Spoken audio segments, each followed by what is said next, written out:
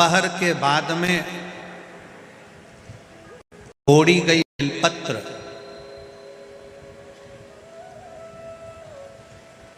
दोपहर के बाद अगर हम बेलपत्र को तोड़कर शंकर भगवान को समर्पित करते हैं तो शिव उसे स्वीकार नहीं करते। फूल सूर्य की किरण निकलती है, प्रकाश थोड़ा सा हो जाता है, थोड़ा सा उजाला हो जाए और रात्रि सूर्य अस्त के पहले पुष्प को हम तोड़ सकते हैं, फूल हम तोड़ सकते हैं। बेलपत्र सुबह से लेकर दोपहर तक हम तोड़ सकते हैं, पर दोपहर के बाद में बेलपत्र को नहीं तोड़ा जाता।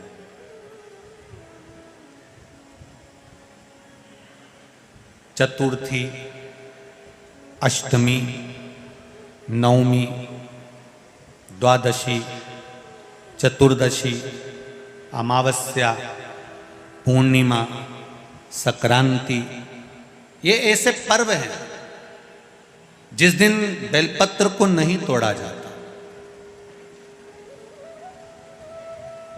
चतुर्थी, अष्टमी, नवमी,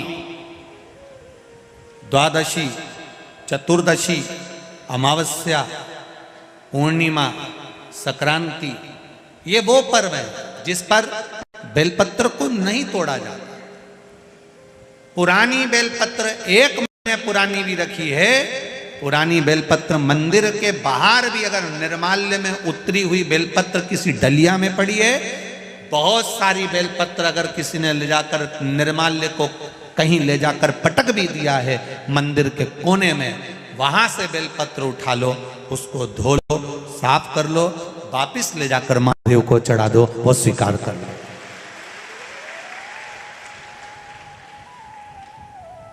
पशुपति व्रत कर रहे हो, चतुर्थी पड़ गई, अष्टमी पड़ गई, द्वादशी पड़ गई, बच्चों से मत कहो कि बेलपत्र तोड़ कर लाओ। बच्चों से कहो जाओ शंकर जी के मंदिर में कहीं डलिया में कहीं एक आध 2 बेलपत्र भी, 1 बेलपत्र भी अगर कहीं साइड में पड़ी हो, उसको उठा लाओ, धो, बाबा के थाली में रख लो और पशुपति व्रत पर भी चढ़ा दो। दोपहर के बाद में पूजन करने जा रहे हो, बेलपत्र दोपहर के बाद ना तोड़वाइए। फूल सुबह प्रकाश होने से लेकर रात्रि को, शाम को जब सूर्य अस्त हो उसके पहले फूल आप तोड़ लो, मना नहीं है, दिन भर का समय आपके पास है, पर रात्रि में फूल नहीं तोड़ा जाता।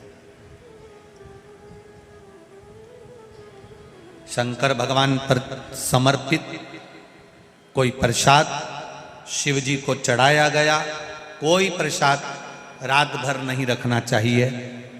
आप लोग तो संकट सोमवार अगर किसी ने करे हों, किसी ने करे संकट सोमवार या 16 सोमवार, हाथ उठाओ, किस किस ने करे हैं, पहले करें आप लोगों ने, रखो।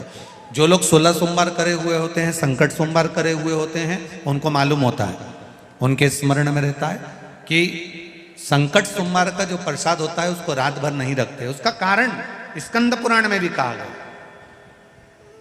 उसका कारण शिव महापुराण में भी वर्णन किया गया। शंकर भगवान का प्रसाद, शिव जी का प्रसाद, अगर जितना जितना अंधेरा बढ़ते चले जाता है, जितना जितना रात्रि होती चली जाती है और दूसरा दिन अगर लग जाता है, तो उस प्रसाद पर आपका हक नहीं रहता, उस प्रसाद पर फिर चंड का हक हो जाता, फिर उनके गणों का हक हो जाता है, फिर आपका हक समाप्त।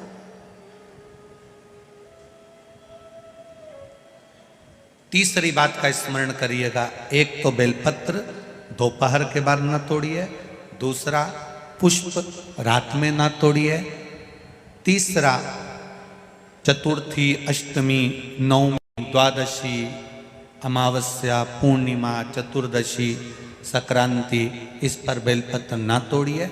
मंदिर की चढ़ी हुई, कहीं रखी हुई, कहीं अगर निर्माल्य में भी कहीं ले जाकर पड़ी है, वो भी समर्पित कर सकते हो। बेलपत्र तो यहाँ तक वर्णन करती है कि अष्टमी नवमी दोनों पड़ रही है और आपको बेलपत्र की जरूरत पड़ रही, तो एक बेलपत्र को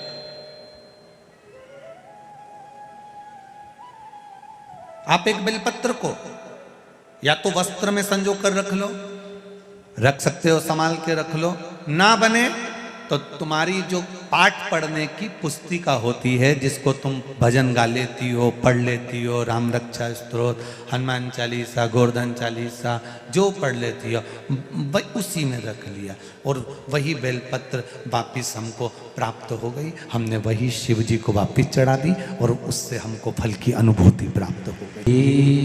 शिवाय नमस्तुभ्यं, श्री शिवाय नमस्तुभ्यं, श्री शिवाय नमस्तुभ्यं, श्री शिवाय नमस्तुभ्यं।